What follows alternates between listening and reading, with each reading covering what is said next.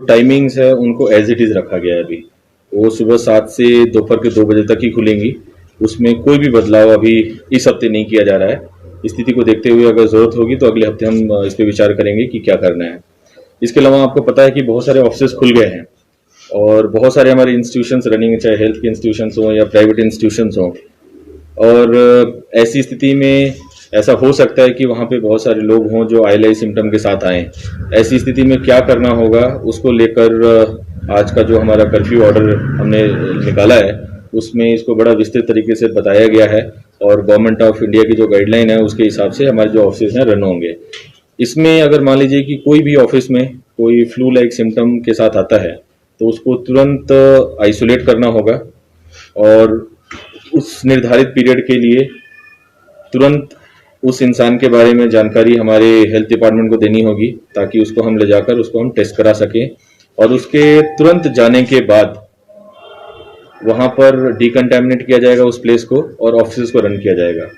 अभी ऐसा हो रहा था कि हमने ऑफिस जो बंद किए हैं बहुत देर तक बंद रहे हैं, लेकिन इसके लिए जो प्रॉपर गाइडलाइन आई है उसके हिसाब से जो प्रोसेस है उसको थोड़ा सिंप्लीफाई किया गया है। इसके अलावा जो पब्लिक नोटरी है, हमारे स्टैम्प वेंडर हैं, डॉक्यूमेंट राइटर हैं, वो अब सुबह 10 बजे से 2 बजे तक जहाँ जहाँ कार्यालयों में हैं ये मंडे और थर्सडे को अपना काम कर सकते हैं, क्योंकि बहुत सारी हमारे वर्क्स थे, इंडस्ट्रीज चल रही हैं, बहुत सारे ऑफिस चल रहे हैं, तो इनकी ज़रूरत पड़ती है हमारे गवर्नमेंट ऑफिस से। तो इनके लिए हफ्ते में 2 दिन 10 से 2 इनके ऑफिस खुले रहेंगे। साथ ही हमारे जितने भी रजिस्ट्रार, सब रजिस्ट्रार्स हैं, हमारे जो तहसीलदार जो रजिस्ट्रियाँ करते हैं उनको भी बोल दिया गया है और वो भी इसी ड्यूरेशन में जो रजिस्ट्रियाँ करते हैं उसको करेंगे। इनफैक्ट टाइम यही रहेगा, लेकिन वो ऑल वर्किंग डेज पे करेंगे। इसके अलावा जितनी भी तरह की कंस्ट्रक्शन एक्टिविटीज से बहुत सारे सवाल आ रहे थे हमारे पास कि प्राइवेट हो सकता है कि नहीं, गवर्नमेंट हो रहा है कि नहीं, जितनी भी तरह की कंस्ट्रक्शन एक्टिविटीज हैं सारी की सारी परमिट कर दी गई हैं। 2 जो और एरियाज थे जिनको हम खोलने जा रहे थे, एक तो हमारा सलून जो हमारे हेयर ड्रेसर्स वगैरह हैं उनका, और एक स्टेडियम्स खोलने जा रहे थे। तो जो सलून है उनके लिए जो ट्रेनिंग का प्रोसेस है और इस हफ्ते के अंत तक जो हमारे ट्रेंड लोग होंगे वो अपनी दुकानें खोल सकते हैं हिदायतों के साथ, और वही उनका भी टाइमिंग रहेगा जो नॉर्मल शॉप्स की हमारी टाइमिंग होती है।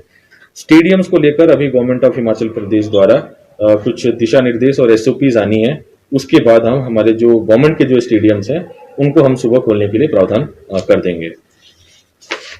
इसके अलावा जैसा कि आपको पता होगा कि जिला कांगड़ा में अब तक टोटल जो केसेस हैं 33 हैं और कल एक केस चुवाड़ी से संबंधित था, वो पॉजिटिव आया है और सुबह से अभी तक लगभग 11 लोगों का पॉजिटिव होने का जो हमारे पास रिपोर्ट आई है। तो टोटल हमारे पास इस वक्त 33 हैं, जिसमें से 24 एक्टिव केसेस हैं, 8 रिकवर हो चुके हैं, 1 डेथ हुई है। जैसा कि आपको पहले भी मैंने बताया था कि हमारी कोशिश है कि मैक्सिमम हम टेस्टिंग कर सकें ताकि उनको आइसोलेट करके बाकी लोगों को हम बचा सकें।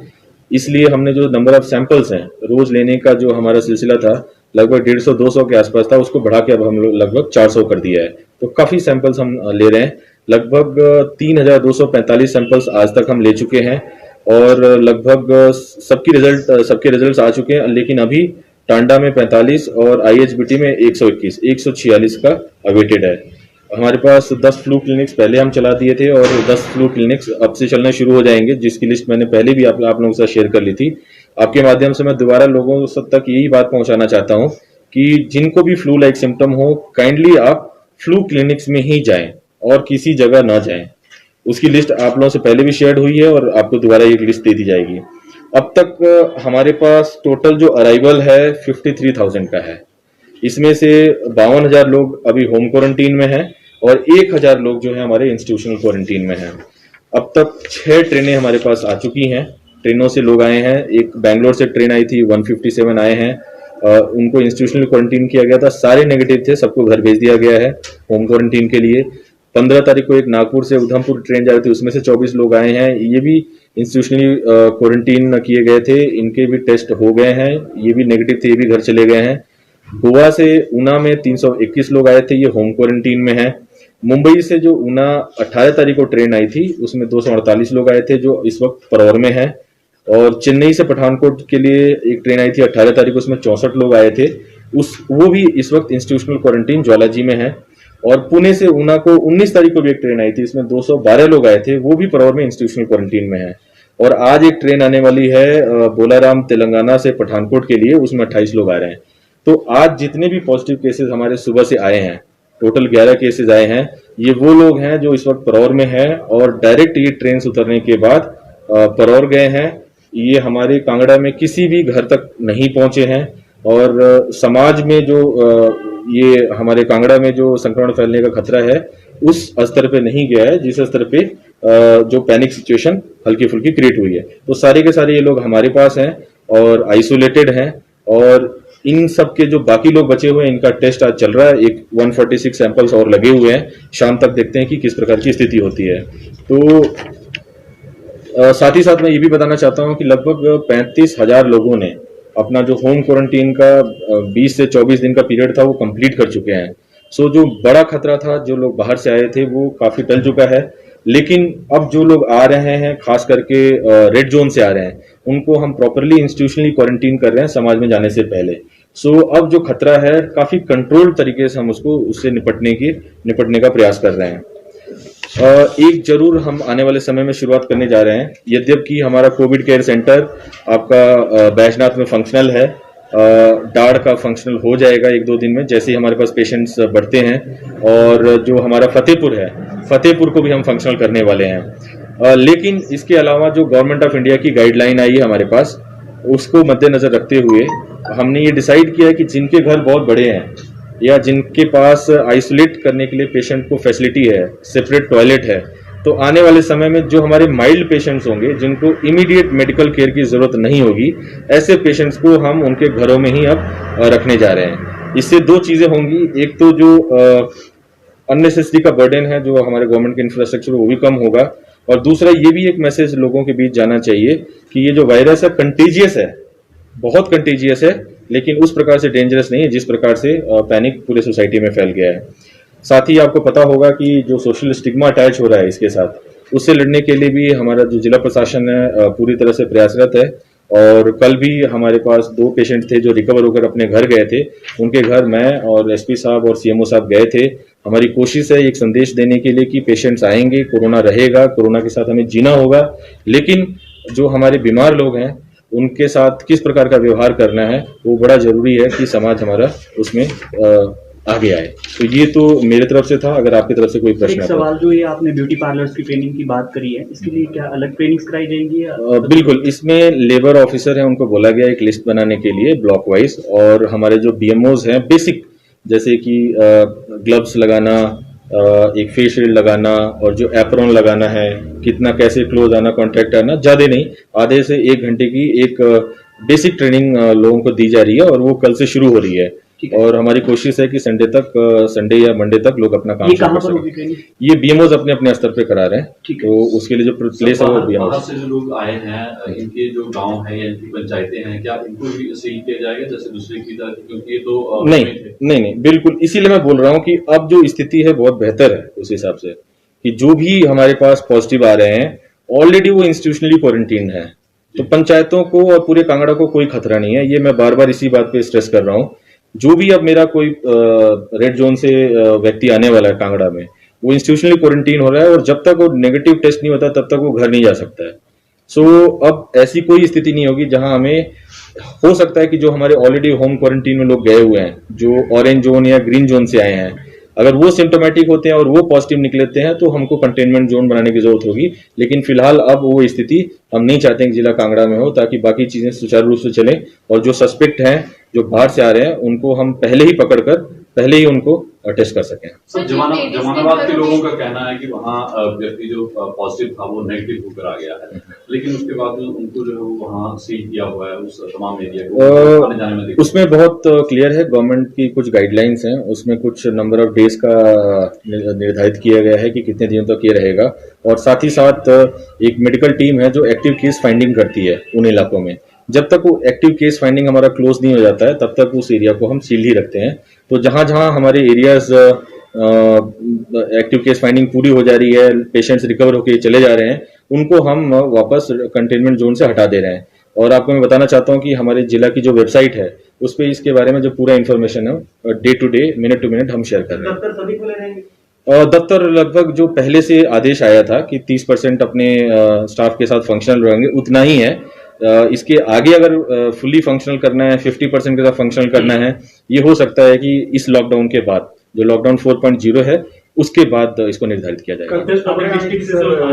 ऊना से भी और बाकी जगह से भी कि जिला में किसी पास की आवश्यकता नहीं रहेगी, इसको थोड़ा स्पष्ट बिल्कुल क्लियर है कि intra district within district pass की रिक्वायरमेंट नहीं है, लेकिन जो इंटर डिस्ट्रिक्ट और इंटर स्टेट मूवमेंट होगा अभी भी पास की आवश्यकता है और इसके बारे में अगर कोई फैसला गवर्नमेंट की तरफ से आता है तो आपको कन्वे कर दिया जाएगा। सर बहुत सारे लोगों का सवाल ये है कि पास के लिए इश्यूज तो उन्होंने रिक्वायरमेंट तो करी है लेकिन पास जो वो इशू नहीं हो रहे इसमें बहुत क्लियर है। देखिए पास देना ना देना इसकी जरूरत नहीं होती है।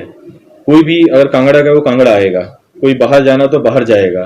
पास एक माध्यम है इंफॉर्मेशन लेने का और पीछे भी ऐसा नोट किया गया है कि कई लोग यहाँ वहां से पासेस लेकर आए और उनको ये लगा कि कांगड़ा में जाकर या तो हेल्थ सुविधाएं बेहतर हैं या आबो हवा बहुत बेहतर है तो वहां जाके रहते हैं। ठीक है, ऐसे लोगों को हमने नाकों पर हमारे बॉर्डर्स पे पकड़ा है और उनको हमने वापस भेजा है। तो हम किसी प्रकार का रिस्क नहीं लेना चाहते हैं। जो हमारे कांगड़ा के हैं जिनका क्लियर एड्रेस प्रूफ कांगड़ा का है, कोई रेंटेड भी है उसको भी हम वापस नहीं आने दे रहे हैं। ठीक है, अनलेस कि अनटिल उसको मेडिकल इमरजेंसी सर्विसेज में इन्वॉल्व है। तो जो प्रॉपर कांगड़ा के हैं उनका कांगड़ा का प्रूफ ऑफ रेजिडेंस है, उन्हीं को हम वापस कांगड़ा में आने दे रहे हैं। और यही वजह है कि जब भी कोई अप्लाई करता है तो उसके सारे जो सर्टिफिकेट हैं या जो भी अपलोड कर रहे हैं उसको हम प्रॉपरली वेरीफाई करते हैं और इसी वजह से कई लोगों के जो पासेज हैं वो रिजेक्ट भी हुए हैं। सर अभी भी थोड़ी कंफ्यूजन है, जो रेड जोन से लोग आ रहे हैं, जैसे कोई गर्भवती महिला है, इन्फेंट है, 2 साल का बच्चा है और मेडिकल प्रॉब्लम है किसी को, तो उसके लिए क्या इंस्टीट्यूशनल क्वारंटीन रहेगा या होम क्वारंटीन रहेगा?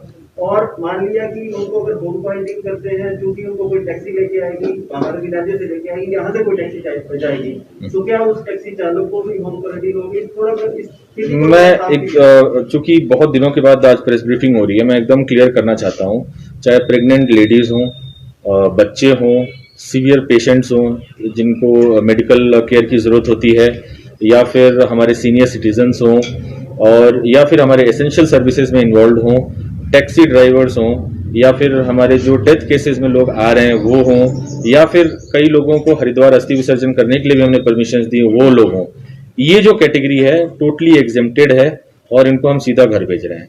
सो इसमें कोई कंफ्यूजन नहीं होना चाहिए। अगर आपके ध्यान में कोई ऐसी बात आती है कि किसी गलत व्यक्ति को इंस्टीट्यूशनली क्वारंटीन कर दिया गया है तो कृपया मेरे नॉलेज में लाएं। ऐसा नहीं, पासेस तो सबको लेने होंगे। लेकिन मान लिया कि जैसे कोई कांगड़ा से है, जैसे कोई मान लिया दिल्ली में रहता है, वो आना चाहता है यहाँ पे, पहले कर्फ्यू पास के लिए आवेदन करेगा, लेकिन वो आएगा किसी गाड़ी में, तो अपने घर से मान लिया कोई गाड़ी मंगवाना चाहे कांगड़ा से, तो उसके लिए क्या व्यवस्था, क्योंकि उसके लिए अलग पास आवेदन करना पड़ेगा? देखिए, जब यहाँ से कोई व्यक्ति जाएगा तो एक कर्फ्यू पास लेके जाएगा और वहां से जब कोई व्यक्ति आता है तो उसको एक परमिट लेना पड़ता है कि हमने कंसेंट दिया कि आप वापस आ सकते हो। तो ये दोनों जो सुविधा है हमारे वेबसाइट पे भी उपलब्ध है। कहीं भी कोई व्यक्ति जा रहा है, कहीं भी कोई पूछेगा तो उसको कुछ ना कुछ वैलिड डॉक्यूमेंट होना चाहिए कि ठीक है, मेरे को किसी डीएम ने परमिशन दी है कि हम यहाँ से यहाँ जा सकते हैं। तो उन दोनों स्थिति में लोगों को परमिशन चाहिए होगी। टैक्सी चालक के लिए तो आपने साफ कर दिया। नहीं, टैक्सी चालक नहीं, टैक्सी चालक का भी मैंने बहुत क्लियर किया है कि टैक्सी जो चालक है वो भी जब कोई पास बना के यहाँ से जाता है तो उस पास में टैक्सी चालक का भी नाम होना चाहिए। तो लेकिन ये है कि उसको हम इंस्टीट्यूशनली क्वारंटीन नहीं कर रहे हैं बॉर्डर्स पे, लेकिन आने जाने के लिए तो उसको भी पास चाहिए होगा। और टैक्सी चालक के अलावा जो बाकी लोग हैं उसके लिए मैंने आपको लिस्ट बताई है कि ये लोग हैं जिनको इंस्टीट्यूशनली क्वारंटीन नहीं किया जाएगा, उसके अलावा सबको इंस्टीट्यूशनली क्वारंटीन किया जाएगा। अपनी गाड़ी मंगवाना चाहे, मान लिया कांगड़ा जिला से कोई अपनी गाड़ी घर से मंगवा रहा है, उसके लिए क्या, उसके लिए तो नहीं क्वारंटीन का प्रोसेस रहेगा? नहीं, जो व्यक्ति बाहर से आ रहा है, अगर वो रेड जोन से आ रहा है और मेरे एग्जामिशन कैटेगरी में नहीं है तो उसके लिए तो सेम ही रूल है, उसको तो क्वारंटीन होना ही पड़ेगा। हमें ये नहीं पता ना कि वो व्यक्ति किस स्थिति से आ रहा है, ठीक है, और किससे किससे मिलकर आ रहा है। तो जब तक हमें ये श्योर ना हो कि ये एग्जेम्प्टेड कैटेगरी में नहीं है, जब तक उसका टेस्ट नहीं होता तब तक तो इंस्टीट्यूशनल क्वारंटीन उसको करेंगे ही। सर एक सवाल है और एक कुछ लोगों की समस्या भी है, जैसे कि मेले लगते थे पहले, चित्रकूट जाते हैं मेले लगते थे, उनमें जो लोग बाहरी राज्यों से आए हुए थे कुछ कम ही संख्या में, अब वो अपने घर वापस जाना चाह रहे हैं, लेकिन उनके सामने बड़ी चुनौती ये है कि ना तो उनको बसेस मिल सकती क्योंकि ज्यादा लोग हैं नहीं, और टैक्सी अगर वो लेकर जाना चाहें तो 40-40, 50-50 हज़ार रुपये उनसे मांगा जा रहा है। ऊपर से उनके पास ये है कि अब मेले लगेंगे नहीं आ रही और अभी भी, तो उनके लिए क्या किस तरह का प्रोसेस? इसमें सरकार जो बहुत प्रयासरत है और जिन जिन स्टेट्स के लोग हमारे पास स्ट्रैंडेड हैं उन स्टेट से बात चल रही है कि ट्रेन की सुविधा हो, बस की सुविधा हो, उन सब पे विचार किया जा रहा है। और हो सकता है कि आगामी 1-2 दिनों के अंदर ऐसी बहुत सारी, जैसे अभी छत्तीसगढ़ के लोग हैं उनको हम देहरादून से कुछ लोगों को भेजने का प्रयास कर रहे हैं, कल एक ट्रेन जाने वाली है। इसी प्रकार से हमारे पास भी लगभग 2000 के आसपास छत्तीसगढ़ से स्ट्रैंडेड लोग हैं, उनके लिए भी ट्रेन की जो आवश्यकता है, उसको जो डिमांड है वो गवर्नमेंट के माध्यम से ऊपर पहुंचा दिया गया है। और जैसे ही इन ट्रेन का उपलब्धता हो जाती, चाहे पठानकोट से हो या अम से हो, तो जो लोग हमारे पास रजिस्टर्ड है उनको तो हम इजिली भेज देंगे।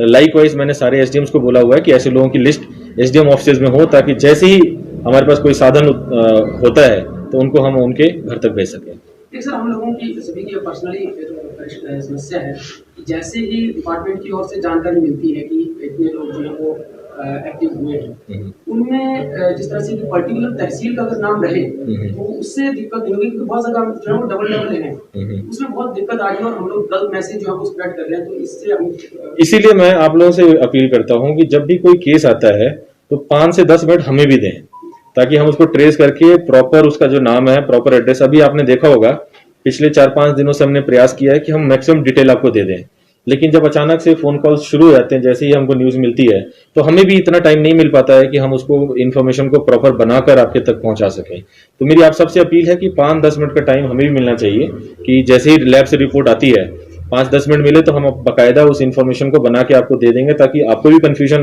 ना रहे और हमको भी कंफ्यूजन ना रहे। इसके लिए तो प्रशासनिक स्तर पर ही कोऑर्डिनेशन सही होनी चाहिए ना, क्योंकि ये तो ऑफिशियल लेवल पे ही पहले रिलीज हो। नहीं, मैं इसमें क्लियर बताना चाहता हूँ, कई जो हमारे पत्रकार बंधु हैं, कई लोग अपने जो हमारे लैब्स हैं उनके साथ ही टच में रहने की कोशिश कर रहे हैं, यद्यपि हमने बताया है और पिछले 3-4 दिनों से ये काफी क्लियर हो गया है कि जो इन्फॉर्मेशन जा रही है वो हमारे थ्रू ही जा रही है।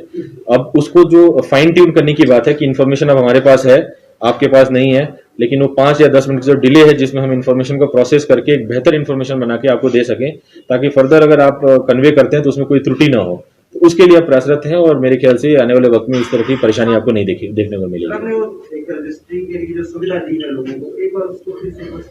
देखिए, जितने भी हमारे सब रजिस्ट्रार्स हैं, हमारे जो तहसील ऑफिसेज हैं जहाँ पे लैंड की रजिस्ट्री होती है और भी डॉक्यूमेंट की रजिस्ट्रीज होती हैं, वो अब ऑन ऑल वर्किंग डेज चलेंगे और सुबह 10 बजे से दोपहर के 2 बजे तक। उसमें सर रेट्स उसका कोई ऊपर नीचे तो नहीं हुआ? एज इट इज जो पहले चल रहा था उसी के हिसाब से। मार्केट्स को लेकर कुछ बनाने वालों का भी एक है, क्या चीज? जो नक्शे वगैरह बनाने वाले हैं सर, जो प्राइवेट नक्शे वगैरह बनाते हैं, उनके लिए कुछ? हाँ, उसमें मैंने बोला स्टैम्प वेंडर, डॉक्यूमेंट राइटर्स, ये लोग भी मंडे और थर्सडे को सुबह 10 बजे से दोपहर के 2 बजे तक अपना काम कर सकते हैं। ये 2 दिन रहेंगे? ये 2 दिन रहेंगे और जो हमारे रजिस्ट्रियां हैं वो ऑन ऑल वर्किंग डेज होंगी, ऑन ऑल वर्किंग डेज होंगी। सर, अदर डिस्ट्रिक्ट्स में जैसे मार्केट के टाइम्स पे कुछ फर्क आया, तो यहाँ पे कुछ ऐसी एकदम क्लियर कर दिया शुरुआत में ही मैंने कि जो हमारी टाइमिंग होगी अभी भी सुबह 7 बजे से दोपहर के 2 बजे तक होगी। अगर अगले हफ्ते अगर ये चेंज होता है तो उसके बारे में सूचना आपको दे दी जाएगी। कोरोना पॉजिटिव मरीज घर में रखे जाएंगे, उसके लिए स्पेशल डॉक्टर की टीम जो है वे तैनात की जाएगी? बिल्कुल, इसका जो SOP है, जो प्रोटोकॉल हमने तैयार कर लिया है, और अगर ऐसे हैं कि जिनके घर बड़े हैं, जिनको आइसोलेट करके आराम से रखा जा सकता है, जिसको डॉक्टर जाकर चेक कर सके, नियर बाई डॉक्टर्स चेक कर सके, उसके हिसाब से हम तैयारी हमने कर ली है। और अगर फ्यूचर में इसकी आवश्यकता हुई तो हम शुरू कर सकते हैं। ये जो 11 केस आए हैं सब महाराष्ट्र के? अभी तक जितने भी सुबह से 11 केस आए हैं सारे के सारे महाराष्ट्र से। और सिम्टोमेटिक कितने हैं इनमें? इसमें पहले जो 5 आए थे वो सिम्टोमेटिक थे, और जो दूसरे 6 के जो लॉट है वो बाकी असिम्टोमेटिक ग्रुप है, उनमें से। मान लीजिए सर कि जैसे फॉर एग्जांपल 20 लोग हैं क्वारंटीन सेंटर में, 10 पॉजिटिव आ गए और 10 नेगेटिव आ गया, तो जो 10 अपना क्वारंटीन पीरियड पूरा करेंगे, क्या उनको घर भेजने से पहले फिर से टेस्ट किया जाएगा? ये इनफैक्ट जो लोग ऑलरेडी पॉजिटिव नेगेटिव आ गए हैं, अगर उनको होम क्वारंटाइन में हम भेजते हैं तो उनको तो हम 7 और 10 दिन के बाद 100% एक बार चेक करेंगे। और जो बाकी इनफैक्ट एक गाइडलाइन आई थी कि आप 10 दिन के बाद अगर कोई माइल्डली सिम्टोमेटिक पाया जाता तो भेज सकते हैं, लेकिन अभी भी हम यही कर रहे हैं कि जो माइल्डली सिम्टोमेटिक और पॉजिटिव केसेस थे 10 दिन के बाद हम चेक करने के उपरांत ही उनको घर भेज रहे हैं। लास्ट सर, आपने पेड क्वारंटीन सेंटर्स की भी कुछ दिन पहले बात की थी, बिल्कुल, उसके लिए कुछ लोगों को प्रॉब्लम आ रही है, हाउ टू अप्लाई है? नहीं, उसमें कोई अप्लाई करने की जरूरत नहीं है। अभी तक गवर्नमेंट ने 3 हमारे जो होटल्स हैं HPTDC के, धौलाधार, भागसू और टी-बट, उसको पेड क्वारंटीन के तौर पे रखा हुआ है, पेड प्राइवेट क्वारंटीन के तौर पे। तो जब भी कोई बॉर्डर पे रिपोर्ट करता है उसको कोई ना कोई इंस्टीट्यूशनल फैसिलिटी अलोकेट की जाती, चाहे वो बॉर्डर पे हो या किसी सब डिवीजन में।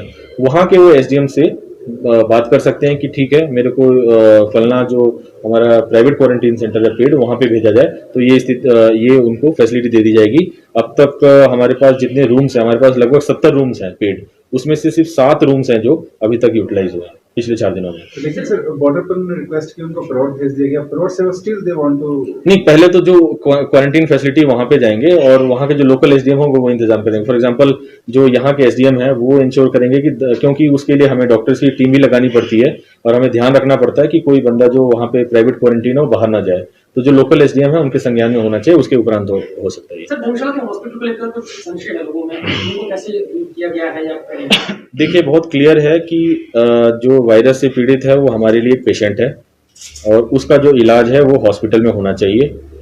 जो बहुत ही माइल्ड सिम्टोमेटिक है उनको जरूर हम लोग हमारे जो कोविड केयर सेंटर से वहाँ रख रहे हैं, लेकिन ऐसे बहुत सारे पेशेंट्स आएंगे जिनको मेडिकल केयर की minute to minute medical care की आवश्यकता होगी। ऐसे में हमें एक हॉस्पिटल की जरूरत है और वो हॉस्पिटल जोनल हॉस्पिटल है हमारे लिए, क्योंकि हम टांडा को यूटिलाइज उस लेवल पे नहीं करना चाहते थे और टांडा के ऊपर 4 से 5 जिले डिपेंड करते हैं।